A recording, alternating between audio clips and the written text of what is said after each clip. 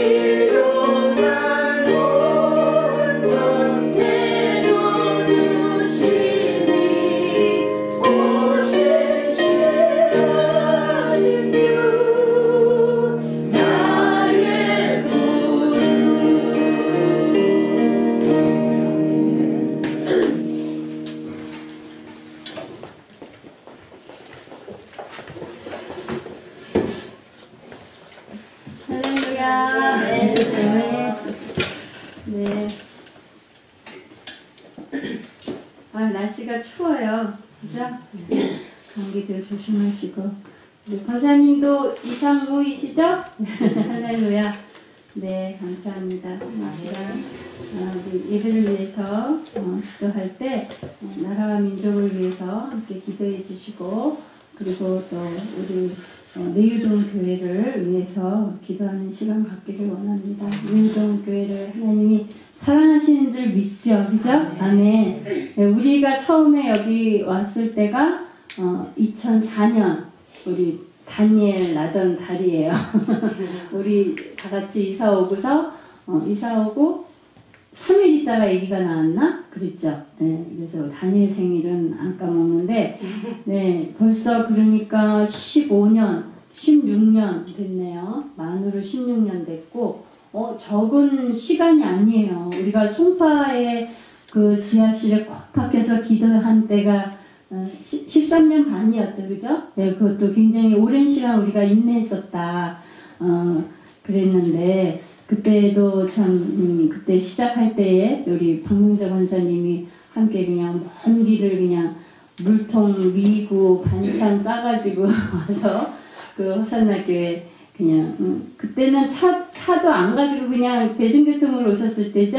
예, 그래서, 네, 3번 갈아타고, 물 담아갖고, 반찬 담아갖고, 이승 목사님 거기서 이제 먼저 가서 기도하실 때 그렇게 해서 세워졌던 교회예요. 그 교회가 지금 이렇게 하나님 복을 받아서 이렇게 넓은 땅에 하나님이 이렇게 성전을 주셨어요. 이제는 지하도 아니고 이렇게 지상에 있지만 우리가 나날이 더 발전돼야 되겠죠. 소망하는 것은 이제 이 전이 가득 차서 우리가 열심으로 전도해서 하나님 보시기에 우리가 하나님 이 무너진 성전을 다시 재건해 주세요. 그리고 기도하지만 우리 이렇게 자리가 텅텅 비워놓고서는 하나님 앞에 구하기가 송구스럽잖아요.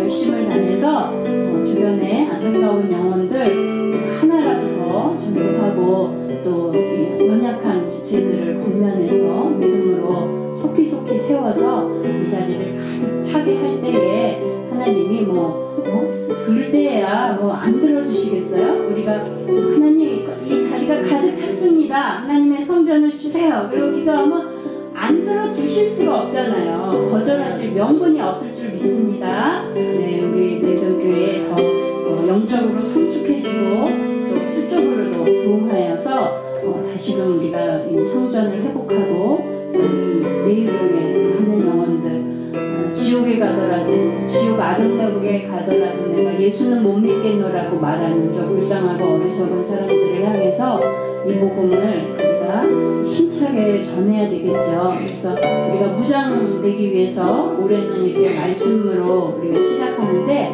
이 말씀을 잘 깨닫고 또 말씀대로 행하는 우리 성도들 되어서 우리가 사실은 이 내유동에 가장 높은 곳에 세워진 영적인 군차예요. 우리가 이 길을 하나님이 우리가 왔을 때 이 길을 뚫어주셨거든요. 왜 뚫어주셨겠어요? 이 온 내유동의 가장 높은 곳에서 빛을 발하고 이곳을 지나가는 영혼을 다 구출하라고 그러신 거 아니겠어요? 네, 영육간에 강건해져야 되겠죠.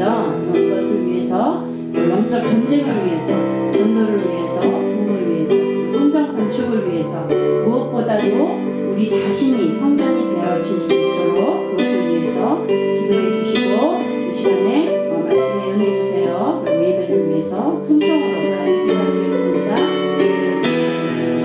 전하신 하나님 아버지 우리가 드린 이 장소와 같이 하나님은 신실하시며 아버지 우리의 기도를 들으시고 아버지 주신 약속들을 반드시 이루시는 하나님이심을 온전히 믿습니다. 우리의 믿음이 부족함은 하나님 믿음을 더하여 주셔서 아버지 우리의 강구가 하늘에 상달되어지고 아버지 또한 우리 입술에 이 기원을 주셔서 이것을 이루게 하시는 하나님이신 것을 온전히 믿는 저희들이 되기를 원합니다. 이 시간에 저 앞에 우리가 합심하여 강구하오니 하나님 아버지 하나님 이 나라와 이 민족을 붙잡아 주시옵소서. 하나님 이 나라에 아버지 안녕과 평안을 주신 하나님 우리에게 이 귀한 복음을 주셔서 아버지 이 한겨레가 예수 그리스도를 알며 세계 열방을 향하여 이 복음 들고 나아가는 강인한 믿음의 선진국이 되게 하셨사온데 아버지 하나님 우리의 믿음이 연약하여지고 아버지 우리가 사단과 전투하지 않으려 하며 하나님 주의 나라를 이 땅에 이루기를 대의한 모든 것을 용서하여 주시옵시고 아버지 이 대한민국을 붙잡아 주시옵소서. 아버지 이 땅의 영혼들을 붙잡아 주셔서 하나님의 말씀 앞에 바로 서는 자들 되게 하시고 아버지 그리스도의 군사로 교회와 아버지 주의 종들과 하나님의 백성들이 바로 서서 아버지 이 나라를 강건케 하며 주의 복음을 위하여서 아버지 정말 이 복음을 수출할 수 있는 그러한 나라 되게 하여 주시기를 원합니다. 아버지 여러 가지 이면들로 하나님 나라가 쪼개지고 있사오나 하나님 붙잡아 주셔서 온 나라가 하나로 마음을 합치게 하여 주셨으고 하나님의 뜻에 합한 마음으로 하나 되어서 정말 이스라엘을 강성케 했던 다윗과 같이 아버지 위대한 지도자가 일어나게 하여 주시고 하나님의 뜻에 합한 자가 일어나게 하셔서 아버지 이 땅을 새롭게 하고 이 민족을 새롭게 하며 하나 되게 하는 놀라운 일들이 일어나게 하여 주시기를 원합니다. 이 나라를 붙잡고 있는 모든 악의 세력들 어둠의 세상 기관자들 나사렛 예수의 이름으로 명하는 이 목숨으로 벗어나갈지어다. 하나님 아버지 나라를 붙잡아주시고 이 어둠의 모든 권세자들을 물리쳐 주셔서 아버지 우리의 기도가 상달되어지고 하나님의 뜻이 우리에게 온전히 전하여 주기를 원합니다. 하나님 오늘도 수업에 나온 우리의 내전자 성도님들도 하여 주시옵소서. 연약하고 부족한 아버지 모든 것을 주님이 아십니다. 그러나 우리가 연약할 때에 주께서 영광 받으실 줄 믿사오니 나는 약하나 주는 강하시고 나는 부족하나 주는 온전하시오니 주여 우리를 통하여서 영광을 받으시옵소서. 하나님의 놀라운 일들을 행하시옵소서. 하나님 이 점이 가득 차기를 주께 아버지 소망합니다. 하나님 정말 이 자리가 가득 채워지도록 저희가 열심으로 전도할 수 있도록 전도의 문을 열어주시옵소서. 우리의 입술을 벌려 아버지 주의 복음을 즐겁게 하여 주시옵시고 죽어가는 영혼들 안타까운 영혼들을 향하여 우리의 마음이 아버지의 마음이 되게 하여 주셔서 아버지 복음을 전하지 않고는 견딜 수 없는 열심을 주시옵시고 아버지 우리 속에 계신 성령께서 불같이 역사하여 주시사 아버지 우리를 통하여 예수 그리스도의 그 은혜와 아버지 하나님 그 복음을 증거되게 하여 주시기를 원합니다. 그 점을 가득 채워 주시옵시고 아버지 주의 종들을 붙잡아 주시옵시고 사랑하는 주의 성도들을 아버지 붙잡아 주셔서 아버지 이런 때가 다시금 아버지 건축되어지게 하여 주셨으며 이 온 내용을 바라보고 아버지의 하나님을 살아계시다고 외칠 수 있는 그러한 교회 되게 하여 주시고 죽어가는 저 영혼들을 아버지의 지옥가는 목으로 떨어지고 있는 저들을 구출할 수 있도록 아버지께서 한 명은 살아내게 되어주지 아니하는 그러한 내이런 교회 되게 하여 주시옵소서.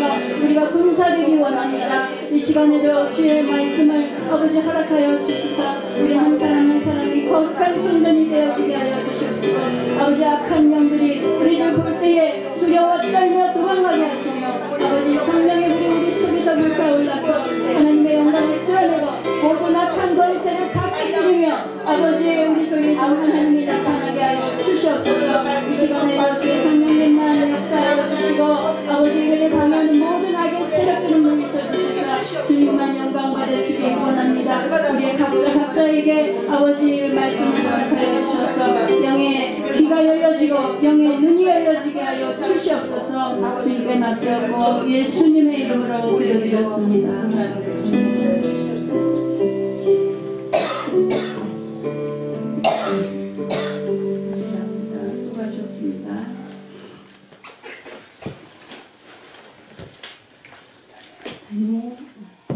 역대상 12장 23절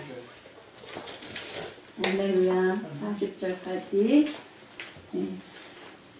하시겠습니다.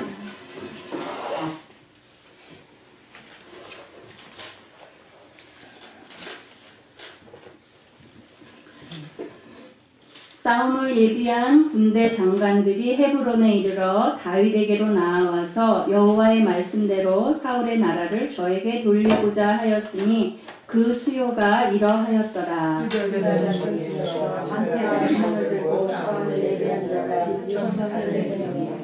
시므온 자손 중에서 싸움하는 큰 용사가 7,100명이요 레위 자손 중에서 3,100명이요 아론의 집 족장 여호야다와 그와 함께한 자가 3,700명이요 또 전용사 사독과 그 족속의 장관이 22명이요 베냐민 자손 곧 사울의 동족은 아직도 태반이나 사울의 집을 쫓으나 그 중에서 나온 자가 3,000명이요 에브라임 자손에서 그 족속의 유명한 용사가 2,800명이요 므낫세 반지파 중에 능명된 자로서 와서 다윗을 세워 왕을 삼으려 하는 자가 18,000명이요 이사갈 자손에서 실제로 이스라엘이 마땅히 행할 것과 하나는 분이 200명이니 저희는 모든 형제를 가난한 자녀. 스불론 중에서 모든 군기를 가지고 항우를 정죄히 하고 두 마음을 품지 아니하고 능히 진에 나아가서 싸움을 잘하는 자가 5만 명이며 납달리 중에서 장관 1,000명과 방패와 창을 가지고 함께하는 자가 3만 7천 명이요. 다한 자손 중에서 싸움을 잘하는 자가 28,600명이요. 아셀 중에서 이 진에 나서서 싸움을 잘하는 자가 3만 명이요.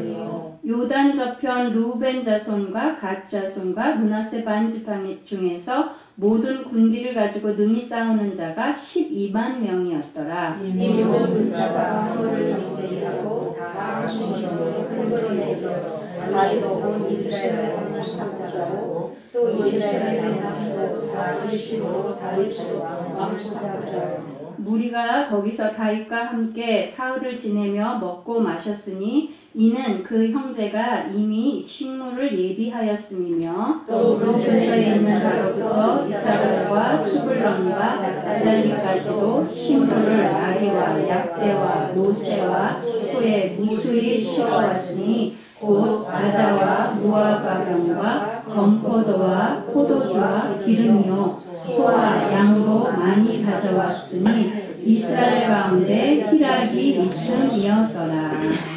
아멘. 네.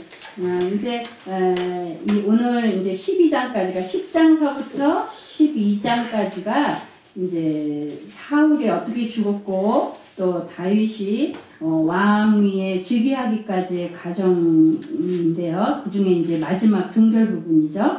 예, 여기 이제 이 부분은 11장하고 연결된다고 할까요? 11장 한번 보세요. 11장에 보면 온 이스라엘이 헤브론에 모여 다윗을 보고 가로되 우리는 왕의 고륙이니이다.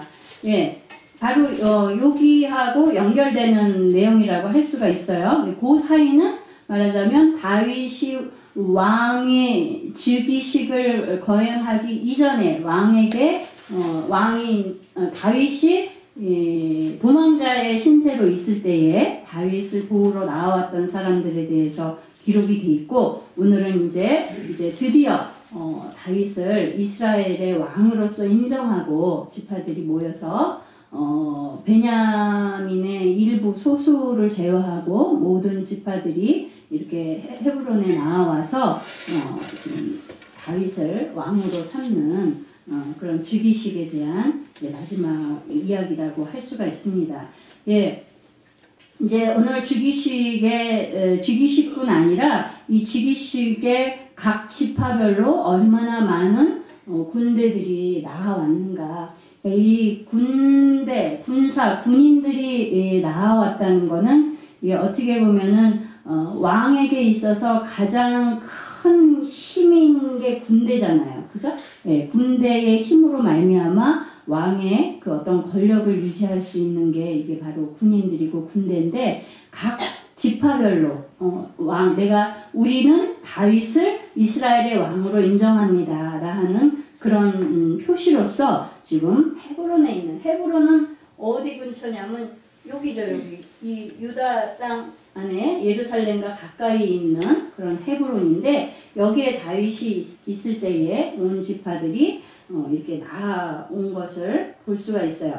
그런데 이제 다 보면은 숫자들이 뭐 몇만인 데도 있고 또 몇천인 데도 있고 작은 데도 있고 그러죠. 전부 다 하면은 숫자가 더해보니까 33만 9천 몇 명 정도 되더라고요. 33만 9,822명. 굉장히 많죠? 예. 그런데, 조금 특이한 부분은 지금 다윗을 적극적으로 지지했던 지파들이 어떤 지파였죠? 그동안? 우선 다윗이 속한 유다. 그죠? 유다하고, 유다의 거의 유다하고 아주 유다의 가운데 자리를 잡았던 이 시므온 지파하고 그리고 또 베냐민의 일부하고 이렇게 다윗을 아주 지지하는 지파들이었는데 근데 이들이 나온 군대의 수는 상대적으로 굉장히 작아요. 24절에 보니까 6,800명 그죠? 다른 데는 막 몇만 명, 뭐 10만 명 이런데 시므온도 7,100명, 뭐 이렇게 100단위, 1000단위인데요. 이게 이들이 지지하지 않아서 이렇게 조금 나왔다기보다는 이미 다윗을 적극적으로 지지하고 다윗에게 속해 있는 군대이기 때문에 대표로 그들이 나온 거다 이렇게 보면 되겠어요. 네, 어쨌든 모든 지파에서 지금 다윗을 왕으로서 추대하려고 다 모여왔습니다. 이제 진정한 이스라엘의 명실상부한 그런 왕으로서 인정되는 순간인데요. 굉장히 즐겁고 굉장히 기쁘고 영광스러운 순간이죠. 우리가 그림을 그려본다면 수많은 사람들이 지금 군대들과 함께 나오고 그 다음에 잔치를 배설하고 얼마나 이게 축제예요. 굉장히 영광스러운 순간이지만 이 순간이 있기까지의 여정은 그렇게 순탄하지가 않았죠. 다윗이 10년이 넘는 시간 동안 사울왕의 추격을 피해서 광야에서 살아야 됐고 남의 나라 이방 땅에 가서 수치를 겪어야 했고 정말 말로 할 수 없는 많은 고초를 겪었습니다. 그러나 그 과정 속에서 다윗이 믿음을 잃지 않았죠. 어떤 믿음? 하나님이 나를 왕으로 세우시겠다고 기름 부으셨던 그 사건을 기억하면서 믿음을 잃지 않고 하나님이 신실하신 하나님으로 오늘 마지막 찬송이 오신실하신 주죠. 네, 너무너무 좋아하는 찬양인데 우리 하나님의 그 신실하심은 다윗은 아주 굉장히 신실하게 자신도 하나님을 신뢰하고 믿었던 거죠. 그 과정은 믿을만 하지 못했어요. 그 상황에 우리가 처했다고 생각해 보세요. 뭐 왕은 무슨 왕? 어린 반푼어치도 없는 상황인 거예요. 그 상황은 남의 집 종살이보다도 못한 상황이고 죄수보다도 못한 상황인 거예요. 목숨이 그냥 총각에 달린 상황이고 이건 그지만도 못한 그런 수치를 겪는 자기 나라에서 쫓겨난 역적과 같은 그런 신세로 지금 쫓겨다니는 상황이니까 뭐 왕이 내가 될 것이다라는 비전, 이 비전이라는 거는 비전이라는 단어는 붙일 수도 없는 그런 상황에 다윗이 십수년을 처해 있었던 거예요. 우리라면 그런 상황이 우리에게 왔다면 어땠을까? 나도 생각해 보니까 모든 가정 속에서 하나님이 수없이 증거를 나타내 주시고 보여주시고 그랬어도 흔들리잖아요. 마음이 흔들리고 의심하고 걱정하고 염려하면서 살았던 내 삶을 돌아보니까 다윗은 어떻게 그럴 수 있었을까? 어떻게 신실하게 하나님을 믿고 따를 수 있었을까? 정말 하나님이 사랑하실 만한 그런 마음을, 그런 믿음을 소유했던 사람이다라는 것을 다시 생각하게 됩니다. 네, 그러나 어쨌든 그가 그 모든 과정 속에서 신실하신 하나님을 향한 믿음을 잃지 않았기 때문에 오늘의 영광이 있게 된 거죠. 우리도 마찬가지입니다. 하나님이 우리에게 이루실 놀라울 일들에 대해서 약속하신 약속들에 대해서 우리에게 반드시 이루어 주시고 또 보상해 주실 거에 대한 우리가 믿음을 잃지만 않는다면 그 소망을 붙들고 있는다면 하나님은 어떠한 여건 속에서도 반드시 우리로 하여금 그 약속들을 이룰 수 있도록 해주신다는 거죠. 다윗에게 하셨던 것처럼. 그죠? 다윗은 끝까지 그 믿음을 놓지 않았잖아요. 그에 대한 보상이 바로 오늘의 이 영광스러운 자리라고 할 수가 있습니다. 그러니까 처음에 다윗이 그 이방 땅에서 이 많은 사람들이 나와왔어도 그래도 나라를 건국할 만한, 나라를 지탱할 만한 그런 숫자의 사람들은 아니었거든요. 그러니까 그 사람들을 데리고 그냥 자잘한 그러한 싸움의 전투에 참여하고 그냥 눈치 봐가면서 이웃나라에서 그리고 살아갈 수 있는 정도였지, 지금 굉장히 시작은 처음에는 작은 어떤 깽단 같은 무리 같은 그런 걸로 시작이 됐었던 거죠. 그러나 지금은 이렇게 수십만의 군사들이 다 다윗에게 나오는 그런 큰 아주 강대한 그런 한 나라의 군대를 지금 다윗이 소유하는 왕이 된 거죠. 그러니까 우리가 어떠한 상황 속에서도 어떠한 여건 속에서도 그러니까 뭐 요즘은 금수저다, 뭐 은수저다, 흙수저다 이런 얘기 하잖아요. 그건 내가 지금 속해 있는 환경이 여건이 어떤 거냐에 따라서 그렇게 표현하잖아요. 그래서 금수저라고 하면은 부유한 집안 또는 뭐 명망이 있는 집안, 그리고 유명한 집안, 이런 학식이 있는 집안, 뭔가 조건이 좋은 그런 곳에 내가 처해 있다면, 그런 부류에 속해 있다면 그 사람은 더 그러한 것을 계속 이어나갈 수 있는 좋은 조건이 갖춰져 있다라고 생각을 하거든요. 또 그렇지 않은 경우에는 더 나은 삶을 살기 위해서 정말 뼈가 닳는 그러한 많은 수고를 하지 않으면 그렇게 될 수 없다라는 기본적인 의식이 깔려있는 게 바로 이 금수저, 흙수저 이런 얘기들 아니겠어요? 그런 어떠한 상황 속에서 심지어는 흙수저라고 하는 그런 상황에 있다고 할지라도 하나님의 백성은 그러한 환경이나 내가 속한 여건 때문에 내가 하나님의 복을 받을 수 없다라고 생각하는 거, 그건 성경적인 게 아닌 거죠. 그죠? 그리고 설사 그러한 여건이 좋든지 그렇지 않든지 간에 그러한 내가 속한 환경이 중요한 것이 아니라 그런 어떠한 환경 속에서든지 부유한 데서든지 아니면 그렇지 못한 환경 속에서도 내가 하나님과 함께 하고 있느냐가 사실은 제일 중요한 거지, 내가 속한 환경이 중요한 거는 아니라는 것을 우리가 다윗왕을 통해서도 수없이 많은 부분에서 우리가 깨달을 수 있다고 봅니다. 네, 지금 이 다윗의 이 즉위식에 참여한 자들 가운데서 이 베냐민 지파를 보세요. 베냐민 지파에서 몇 명이 나왔어요? 29절에 3,000명. 네, 3,000명이 나왔죠. 그러니까 모든 베냐민 지파가 나온 건 아니에요. 이들은 일부인 거죠. 왜 이들은 일부만 왔냐 하면은 하나님께서 다윗을 기름 부으셨다라는, 이스라엘의 왕으로 세우셨다는 그런 확실한 어떤 분별이 있었기 때문에 나올 수 있었던 거죠. 심지어는 다윗이 어떤 방랑자와 같은 생활을 할 때에도 다윗에게 나올 수 있었던 것은 바로 그 하나님의 약속에 대한, 하나님의 기름 부으신 왕이라는 그러한 확신과 분별력을 가졌기 때문에 다윗을 협조할 수 있었던 거거든요. 이런 분별력은 사실 영적 분별력이라고 할 수 있죠. 세상적인 조건에서나 외모로 볼 때, 그가 처한 환경과 여건을 볼 때는 전혀 이 이스라엘의 왕으로서 부합되는 조건이 없는 거죠. 오히려 조건으로 볼 때는 사울왕이 더 왕으로서 멋진 적합한 사람이었죠.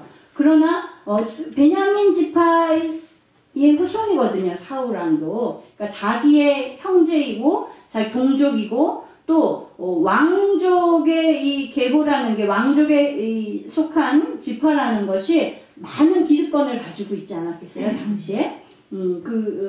더 많은 혜택을 누리면서 그렇게 살았겠죠. 근데 그런 것조차도 다 포기하고 다윗의 편에 설 수 있었던 것은 그들이 하나님이 세우신 하나님의 뜻이 무엇인지를 아는 분별력이 그들에게 있었다는 거예요.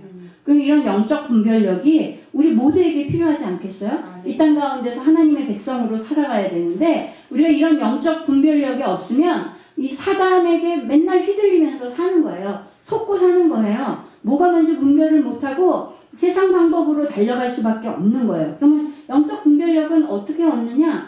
그렇게 어려운 게 아니에요.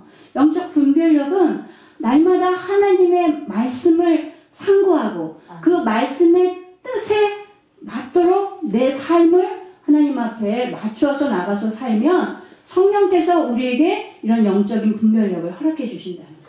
그러면 이것이 하나님께 속한 것인지 사단에게 속한 것인지를 능히 분별할 수 있는 그런 영적 분별력을 얻게 되는 것입니다. 그리고 날마다 부르짖어서 하나님 앞에 기도하는 것.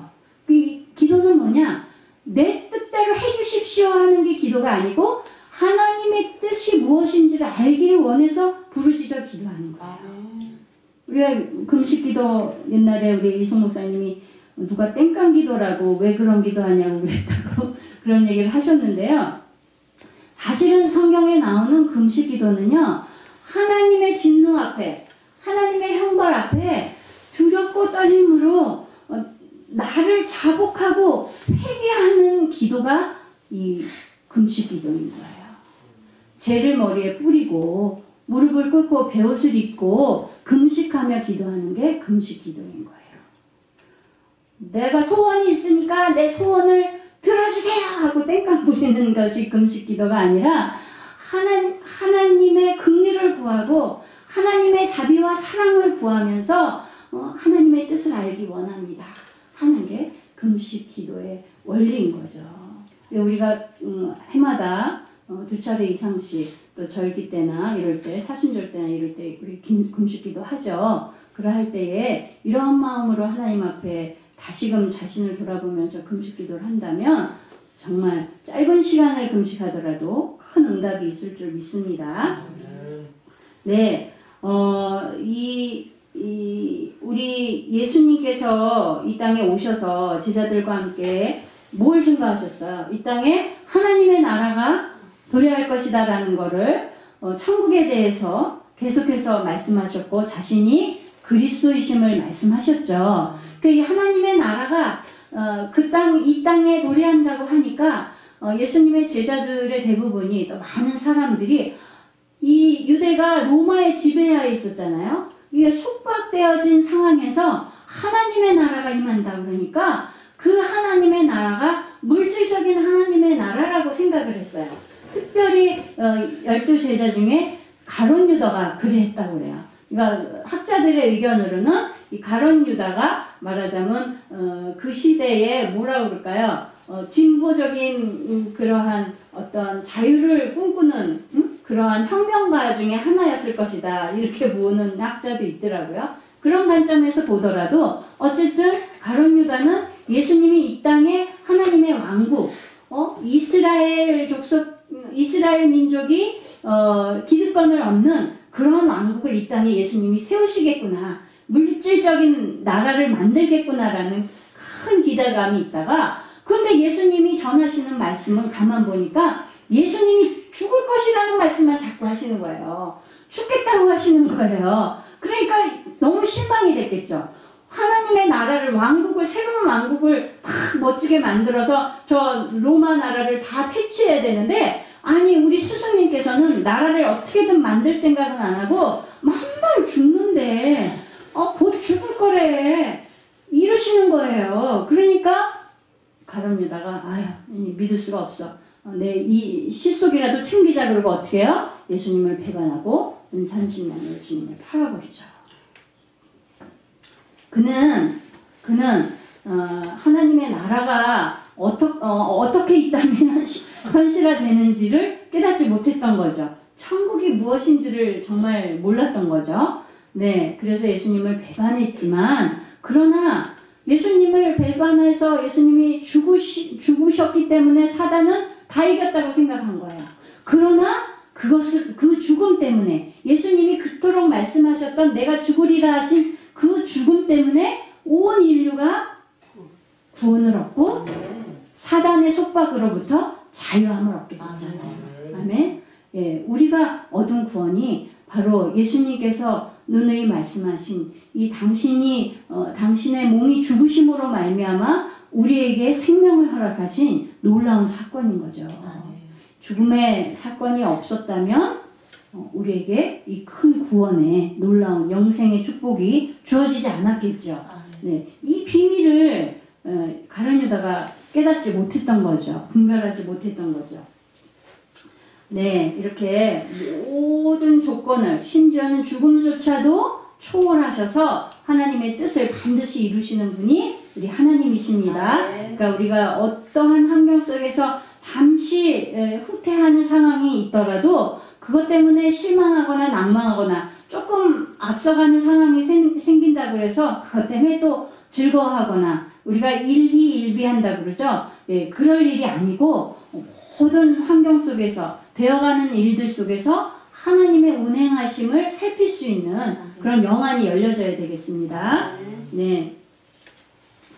예, 이미 지금 다윗이 이 헤브론에서 왕이 되기 7년 전에 길보아 전투에서 사울왕과 그의 아들들이 다 죽어버렸어요. 그죠? 예, 왕이 죽은 지 7년이나 됐고, 사울왕의 다른 아들인, 이스보셋이 지금 한쪽에서 왕을 하고 있었죠. 예.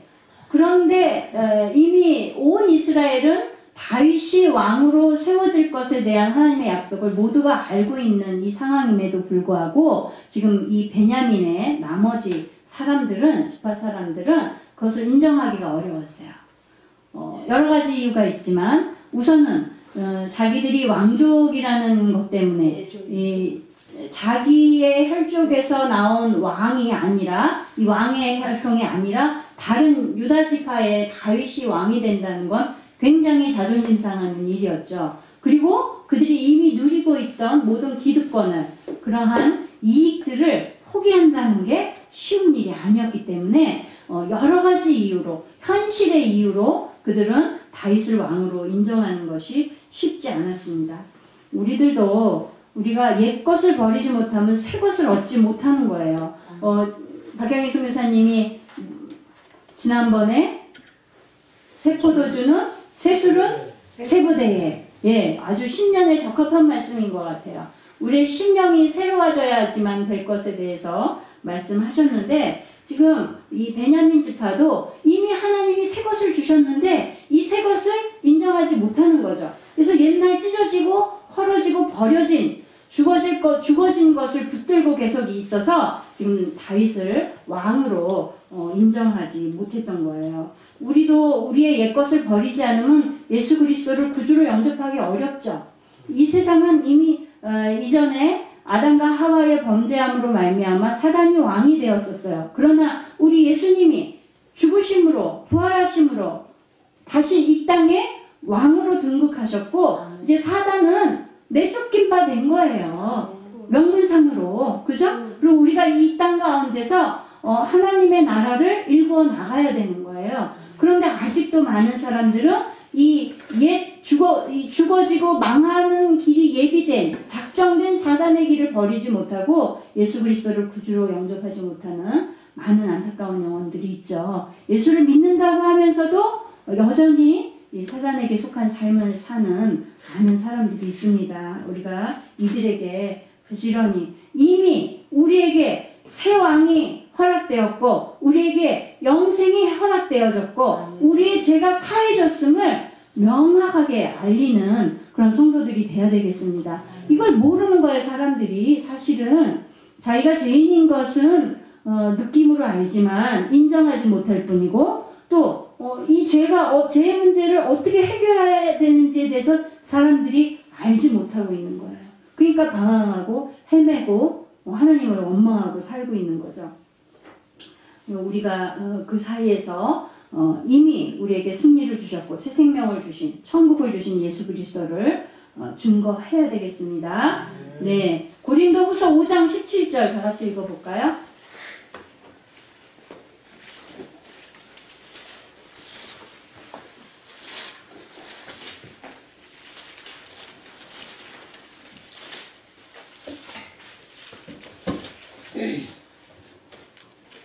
시작. 그런즉 누구든지 그리스도 안에 있으면 새로운 피조물이라 이전 것은 지나갔으니 보라 새 것이 되었도다. 아멘. 우리는 새 것이 되었죠. 아멘. 예, 우리에게는 영생이 하나님이 주신 영생의 약속이 있습니다. 네, 32절을 보면요. 이사갈 지파에 대해서 뭐라고 그러냐면 여기는 이제 두목만 200명이 왔다고 그래요. 그러니까 군대를 통솔하는 두목인 거죠.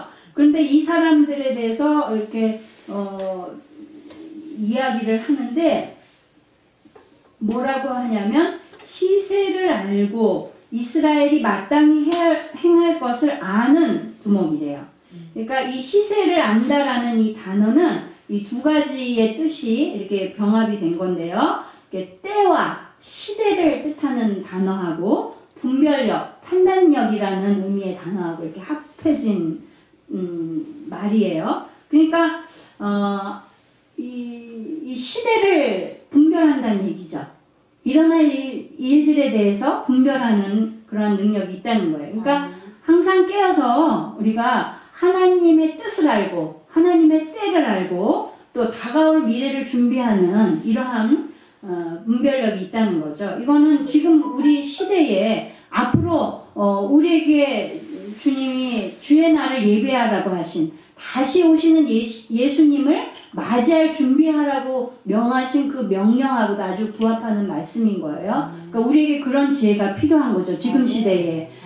내일 예수님이 오실 것처럼 오늘 신앙생활 하라고 그러잖아요.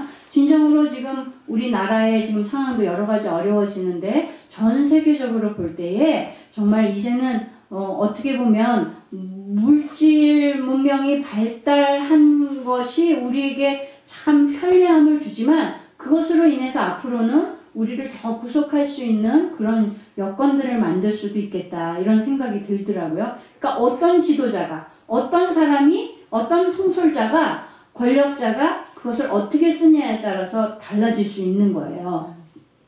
그러한 때에 얼마든지 성경에 나온 대로 우리가 환난과 핍박이 우리나라에도 올 수 있는 그러한 때가 빠득빠득 느껴지고 있는데 그렇더라도 우리는 그 속에서 우리의 믿음을 저버리지 않고 예수 그리스도를 구주로 인정하는 그러한 성도로서 우리가 살 수 있으려면 날마다 깨어서 기도하고 하나님의 말씀을 구하는 자들이 되어야 되겠죠.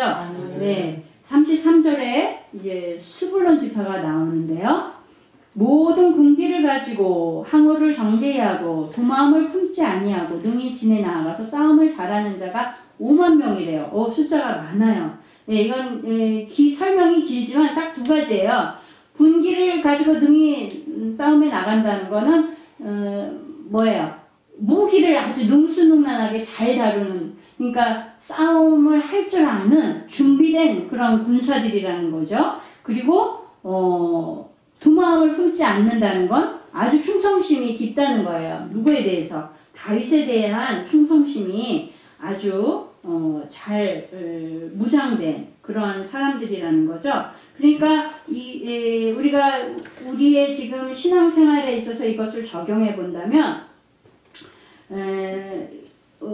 우리가 군사로서 예수님의 군사라고 하는 우리 성도들인데 이 성도들이 모인 곳이 바로 교회이고, 그렇다면 이 교회의 성도들이 이렇게 영적으로 군사로서 잘 무장되어져야 되고, 그 다음에 주를 향한 그러한 열심 있는 마음들, 그 확고한 믿음들이 우리에게 있는 그런 군사가 되어져야지 주의 오실 날을 준비할 수 있지 않겠나 생각이 듭니다.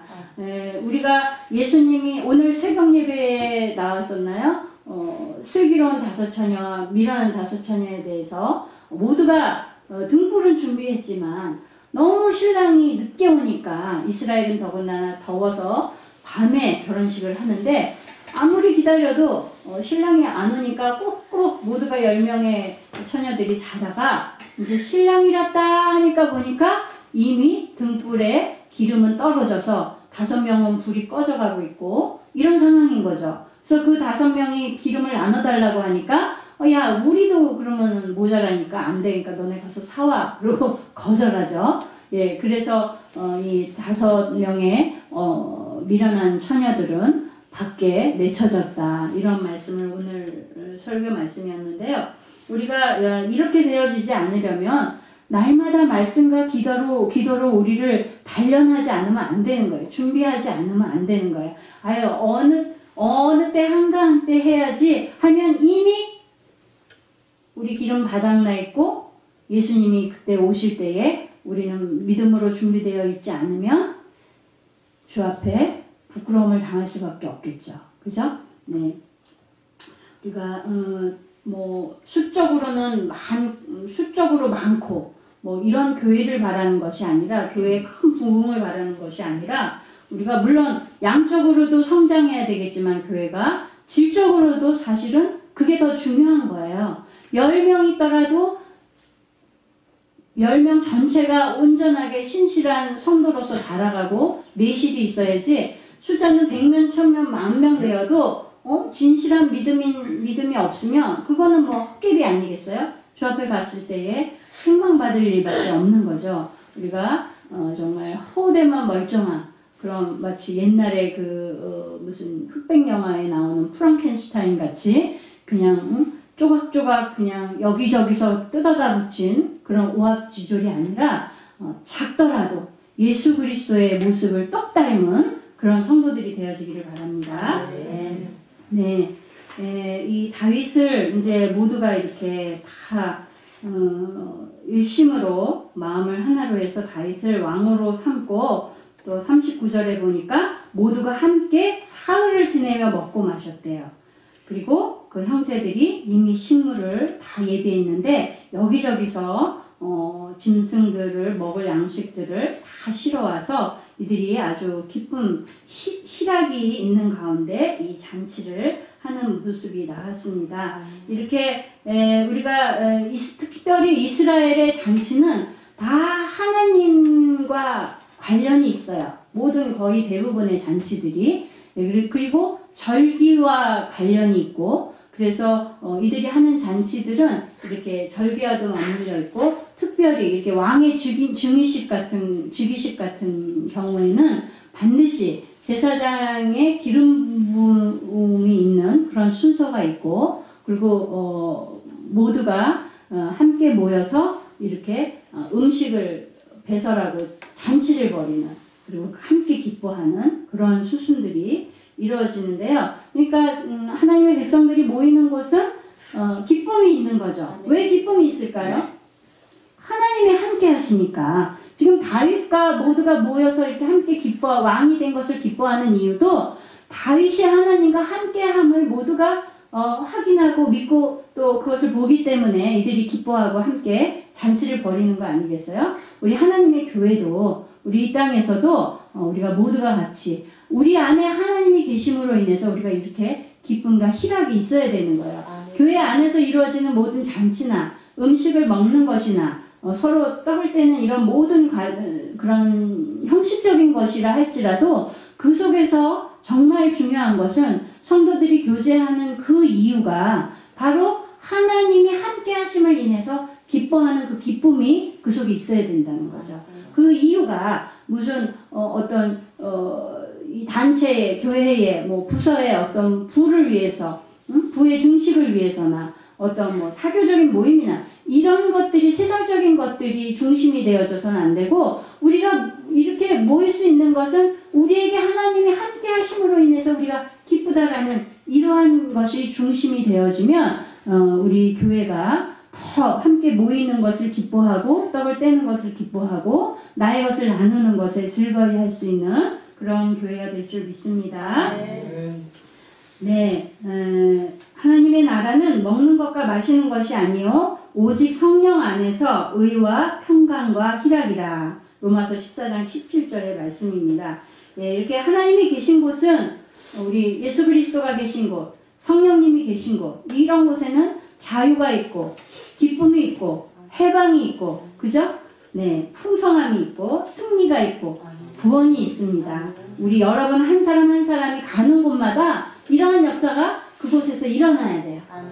구원의 역사가 있어야 되고요. 내가 가는 곳마다 기쁜 일이 벌어져야 되고요. 내가 가는 곳에서 근심이 변해서 희락이 되는 그러한 역사를 이루는 하나님의 백성 되기를 원합니다. 네, 기도하겠습니다.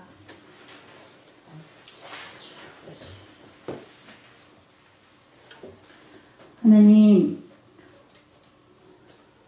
오늘까지의 말씀 가운데서 하나님 사울의 죽음과 또 다윗의 이 왕으로서의 즉위식이 하나님 정말 심은대로 거두어진 결과임을 저희들이 명백히 보았습니다.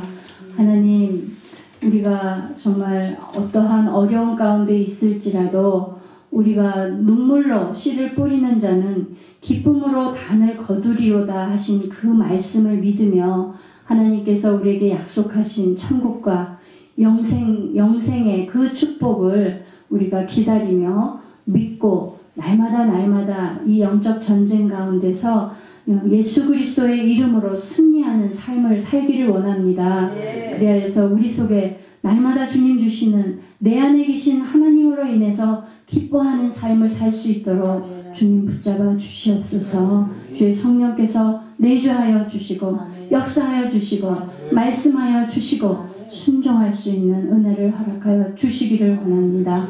감사드리며 예수님의 이름으로 기도드렸습니다. 아멘. 주기도문을 예배 마칩니다. 하늘에 계신 우리 아버지여, 이름이 거룩히 여김을 받으시오며 나라에 임하옵시며 뜻이 하늘에서 이룬 것 같이 땅에서도 이루어지이다. 오늘날 우리에게 일용할 양식을 주옵시고 우리가 우리에게 죄 지은 자를 사하여 준 것 같이 우리 죄를 사하여 주옵시고 우리를 시험에 이르게 하지 마옵시고 다만 악에서 구하옵소서. 대개 나라와 권세와 영광이 아버지께 영원히 있사옵나이다.